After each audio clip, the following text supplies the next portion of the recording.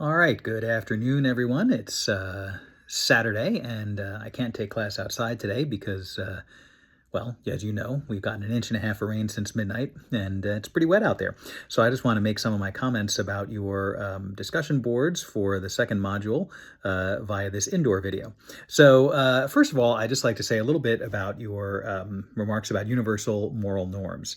So, a lot of people had some good observations about that, and most of you really captured, I think, one of the important things that I want to emphasize here, which is that when we talk about natural law in the Catholic tradition, obviously the idea of natural law is rooted in the Christian belief that human beings are created in God's image and created by God, and therefore created with some moral norms that are, if you want to think of it this way, sort of part of our nature, what Thomas Aquinas calls the laws that are written in our hearts.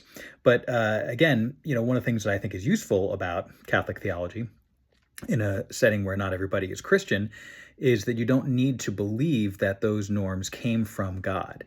So many of you expressed conviction or belief in universal norms in a way that suggested that these are part of human nature. They're part of what it means to be a rational being. And what a lot of you also captured in that, in those comments and in those discussion boards, was that those norms are not sort of carefully detailed laws, right, that we can always refer to.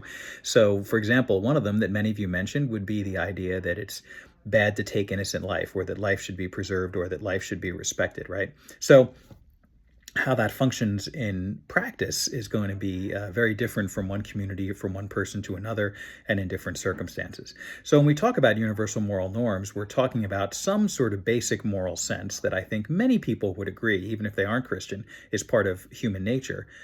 But then those norms, or those values, might be a better way to put it, they can be reinforced, or they can also be undermined by the way in which a person is raised, enculturated, and taught, right? So a real good example of this would be what happened in Nazi Germany during the Second World War.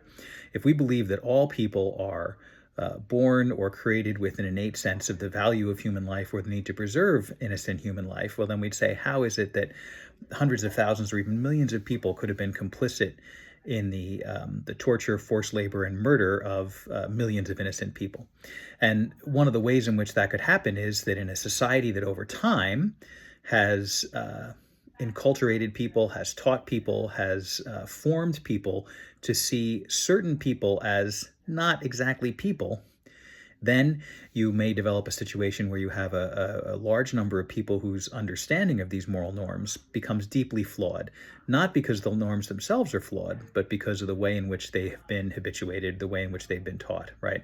So a lot of you captured this idea that although we can talk about a natural moral law, that there is, a sort of nurturing that takes place within the family, in school, in society, that can either strengthen and develop those norms or can undermine those norms.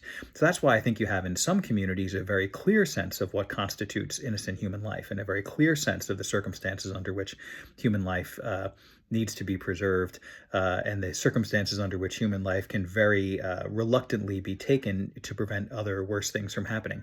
And then in other communities, you have a much less loose sense of that, right? Because those basic the basic conviction in the value of human life has been undermined, right? So I think that's an important idea to capture, and you all did a good idea of capturing it. So I think one thing that it tells us is that you can't unfortunately depend upon the conscience. You can't depend upon the feeling, right?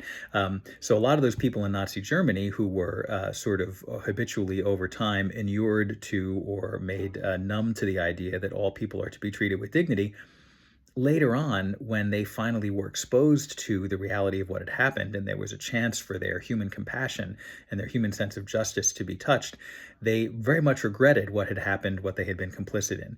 So, it suggests, again, that those values, although they're part of human nature, they can be obscured, they can be undermined, and they can be rendered almost useless if you're in the sort of community that doesn't reinforce those values. So that's a little bit about natural law. So you all captured that very nicely. Nice job there. In terms of the discussion board, the principle of double effect, again, some excellent examples. And I just want to highlight a couple things about how the principle of double effect works. In Catholic theology before the Second Vatican Council, the principle of double effect was really used as a kind of a litmus test, right? Are you allowed to do this thing or that thing? But what a lot of the examples that you guys used in the discussion board about that highlighted was how the principle of double effect actually works more as an analytic tool than as a sort of litmus test or a straight up determination of whether or not a thing is permitted. So if you're talking about, say, the kind of example that a number of you talked about, where you have a person who is terminally ill, and the question gets to whether they can intentionally take their life to prevent further suffering, or whether a treatment which may end their life a little bit earlier could be permitted if it will also alleviate suffering. The principle of double effect can reveal some interesting aspects of those decisions. One of them would be, what is the intent, right? Are we talking about administering a painkiller that is intended to reduce suffering, but may have the unintended effect of shortening life? That tells you something, right? It tells you that the person who is acting is not attempting to take human life. They're trying to alleviate suffering. On the other hand, if we're talking about a person who has a terminal illness and who wants to take intentionally, or wants to be administered, someone wants to administer to them intentionally a lethal dose of some kind of medication, well, then the intentionality is to end life. One thing the principle of double effect would say in the Catholic tradition is that the taking of a human life is always to be avoided unless it is necessary to prevent some proportional evil, which always means the taking of other human lives. In other words, you can only take human life with great reluctance in the Catholic tradition if doing so is absolutely necessary to prevent other, and usually larger numbers of human beings, from losing their lives, right? A person can be killed in self-defense, but a person can't be killed as punishment for having taken your property. People can be killed in war if the killing is an unintended secondary effect of an attempt to do something that will save other lives, right?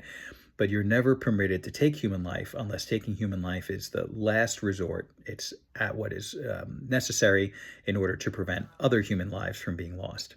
So if you put that metric to it in the Catholic tradition, it's never okay to intentionally take the life of a terminally ill patient, for reasons we'll talk about in the next module, even if the purpose is to prevent suffering, because the prevention of suffering is not as high a good as human life, right? And I realize that's hard to take for some folks, because we see people who are suffering, or of people who are suffering because of medical conditions.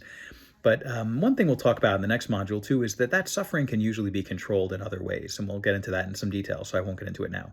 But anyway, for right now, I just wanted to highlight some of those things based on your discussion boards, which were excellent. Look forward to seeing more next week. I will double check. I've commented on the discussion boards. I'll grade them today, and I will also grade your papers when they come in, but I'll also check to make sure everything is updated for Module 3. Okay? So I hope everyone has a good weekend. Stay dry, and I'll see you soon.